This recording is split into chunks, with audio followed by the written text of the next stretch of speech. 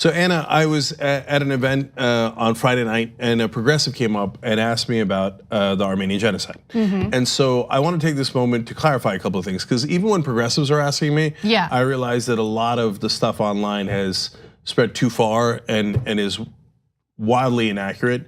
So I wanted to address a bunch of things. Some things have some kernel of truth, and others are wholly made up. I'm going to get back to the Armenian Genocide in a second, because that actually has a kernel of truth. But I want to address what my real opinions are today. So others that are flying around, you guys are owned by the government of Qatar. Okay, what is that based on? I believe it's based on, we once had a very small marketing partnership with AJ Plus, and they're connected to Al Jazeera, which is connected to Qatar.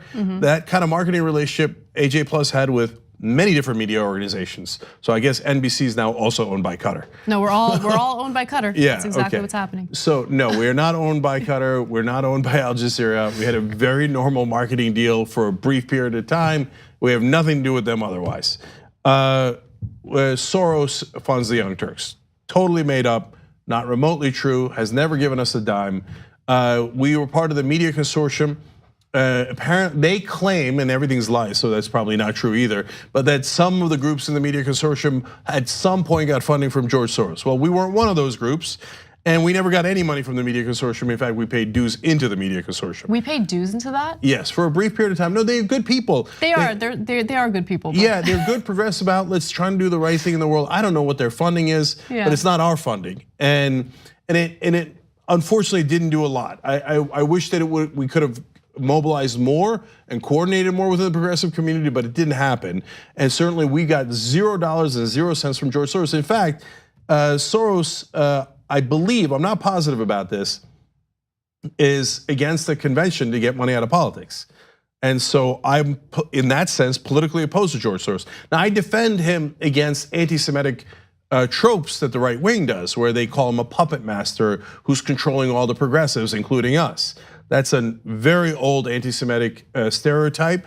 It's not remotely true, and it's certainly not true in our case. Another one, this is mainly by establishment Democrats. The rest are almost all right wing. You guys are secretly Republican because you got money from the Roamers. Oh yeah. Our commentary makes it abundantly clear that we're secretly Republican. What? What? Have you ever watched the show, even a minute of the show? But it doesn't matter. It doesn't have to be true. They just have to say it. Now, did we get money from the Roamers? We did. Okay, and that was public. Nobody hid that. It was a loan, which we repaid. So there was never any ideological component to it. Buddy Roemer is the former governor of Louisiana. He was a Republican, and he even ran for president as a Republican. There's only one thing that Buddy and I agree on politically, and that's how we met each other in the first place, which is to get money out of politics. So there are honest Republicans that care about that issue, and it's the most important issue. But we don't have to agree on anything else that had nothing to do with any part of the deal. It was just a simple business transaction. You know why? They know progressives are rational and hence good business people. So that we paid that back. It has nothing to do with anything anymore. Nobody controls us. That was never part of the original agreement. And now we have no connection at all. Okay, now let's get to the Armenian Genocide. So did I write things about that when I was younger? Yes, so that part is true. So I did deny it earlier. I wrote in a column when I was in college about that, and so obviously a long time ago. Well, what's my position? I think I've stated it clearly a number of times, but I'm gonna state it one more time here, okay? The Armenian Genocide happened. It existed, it's true, okay? I don't know how I could be any clearer than that.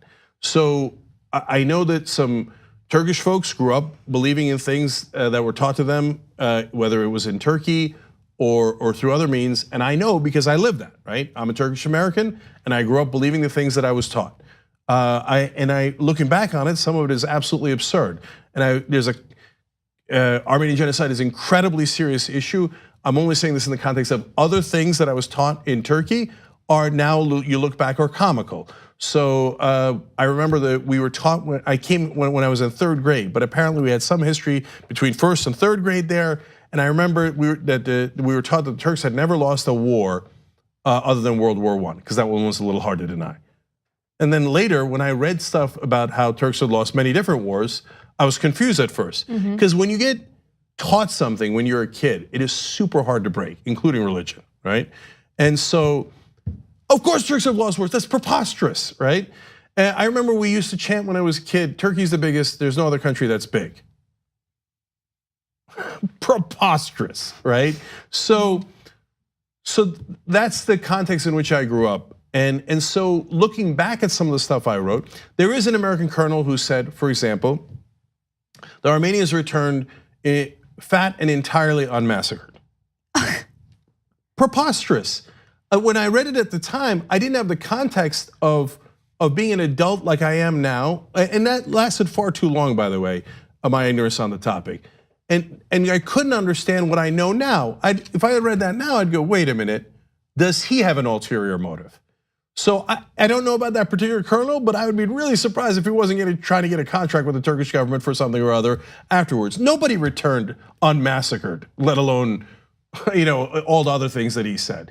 And to my Turkish friends who are deeply offended by all of this, and yes, and if you live in America, you say, oh, it's their fault and they're terrible, etc.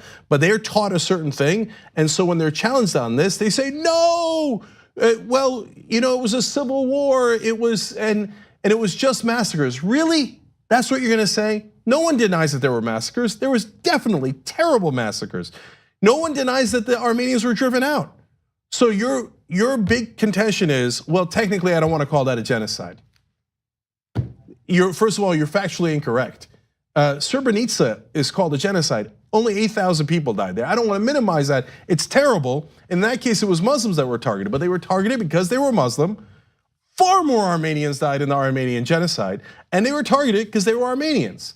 Whatever excuse you want to make about why, they didn't target Norwegians, they didn't target other people, they targeted Armenians, they were driven out, they're not in Turkey now, and an enormous number died in massacres.